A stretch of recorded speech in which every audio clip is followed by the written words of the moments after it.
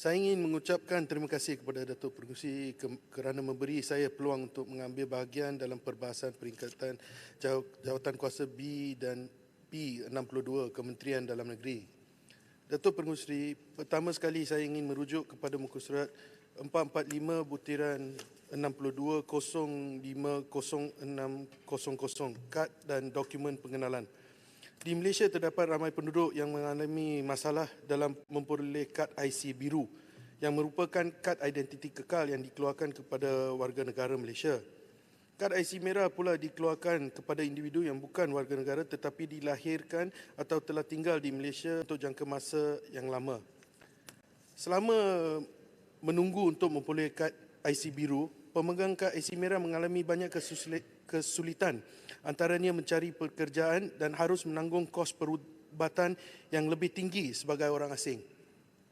Sehubung itu, pemegang kad IC merah tidak mempunyai akses kepada hak dan faedah tertentu yang hanya tersedia kepada warga negara dan ini menyebabkan kualiti hidup yang lebih rendah.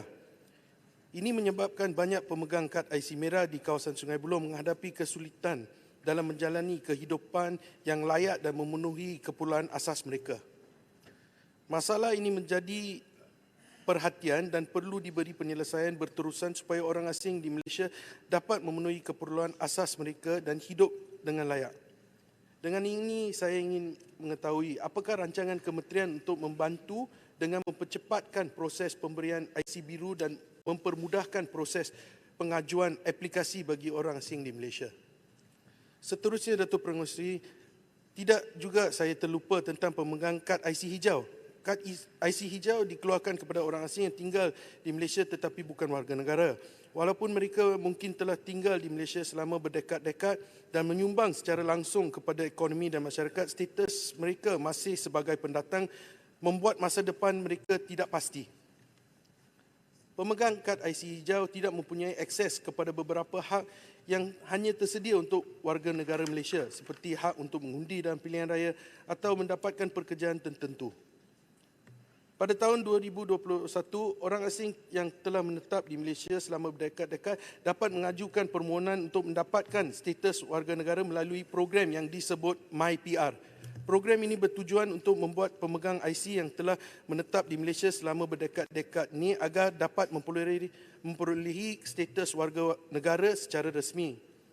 Namun masih terdapat banyak pemegang IC hijau di kawasan Sungai Buloh yang masih menghadapi kesulitan dan tidak memiliki kepastian masa depan di Malaysia.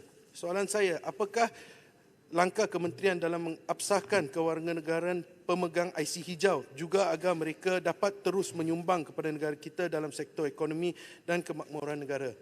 Seterusnya, Datuk Pengerusi, saya merujuk kepada muka surat 444 B62 butiran 030100 pendaftaran negara.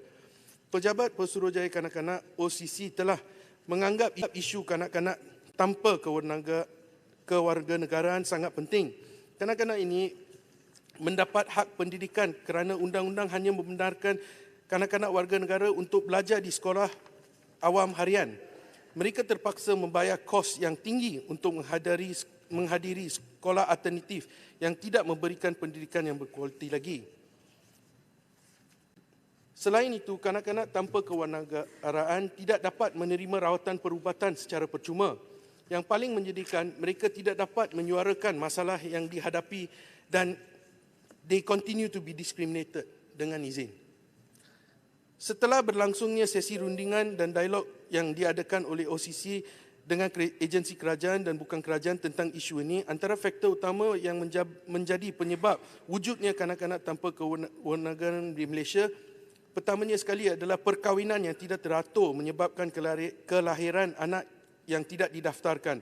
Dan ini merupakan diskriminasi terhadap kanak-kanak yang dilahirkan di luar pernikahan. Kedua, undang-undang yang dirujuk iaitu Perlembagaan Persekutuan FC dan Akta Pengangkatan 1952 yang memerlukan pindaan. Datuk Pengerusi, we have to be fair and compassionate dengan izin. Kita ada antara kalangan kami di bangunan ini pun yang tidak tahu lagu negaraku. Lain-lainlah lagu rukun negara yang memegang IC biru. Are these children any less Malaysians than us? Dengan izin. Dengan ini saya ingin mengetahui apakah usaha terkini oleh Kementerian Dalam Negeri dalam menangani isu kanak-kanak tanpa kewarganegaraan. Akhirnya saya merujuk kepada muka surat 447-62 butiran 11000 Ibu Pejabat Polis. Daerah Sungai Buloh meliputi kawasan seluas kira-kira 167 km persegi dan mempunyai penduduk seramai kira-kira 350,000 orang. Daerah Sungai Buloh terletak di pantai barat semenanjung Malaysia dan di sempadan dengan daerah Kuala Selangor di utara, Hulu Selangor di timur dan Petaling Jaya di selatan. Secara keseluruhannya, Ibu Pejabat Daerah Polis Sungai Buloh memainkan peranan penting dalam memastikan kesejahteraan dan keselamatan daerah Sungai Buloh serta Negeri Selangor dan Malaysia secara umumnya. 1 minit lagi. Masalah utama ialah semenjak peningkatan penduduk baru-baru ini sebanyak 60,000 orang penduduk dari tahun 2020, pasukan kaki tangan tidak dapat memberikan perkhidmatan secara menyeluruh kerana ketiadaan kelengkapan yang mencukupi. Buat masa ini IPD Sungai Buloh bertaraf grade B. Jadi kita kena naikkanlah kepada grade A kerana itu adalah keperluan untuk menolongkan kekurangan manpower dengan izin di kawasan Sungai Buloh menjadi ketara, terutamanya ketika memerlukan pegawai untuk meronda kawasan bagi memastikan keselamatan. Soalan saya, adakah kementerian merancang untuk membina kemudahan baru bagi IPD Sungai Buloh sebagai tindak balas kepada peningkatan baru-baru ini sebanyak 60,000 penduduk? Dan jika ya, apakah rancangan dan jadual waktu untuk pembangunan kemudahan ini? Di samping itu, adakah kementerian merancang untuk menaikkan taraf IPD Sungai Buloh kepada grade A supaya dapat menambah jawatan bagi menampung peningkatan jumlah penduduk baru ini? Inilah yang saya dapat sampaikan, Datuk Pengerusi. Saya berharap bahawa semua pandangan dan persoalan yang saya telah sampaikan diberi perhatian oleh kementerian untuk diambil tindakan selanjutnya. Sekian, terima kasih Datuk Pengerusi. Baik, terima kasih. Saya jemput Kuala Langit.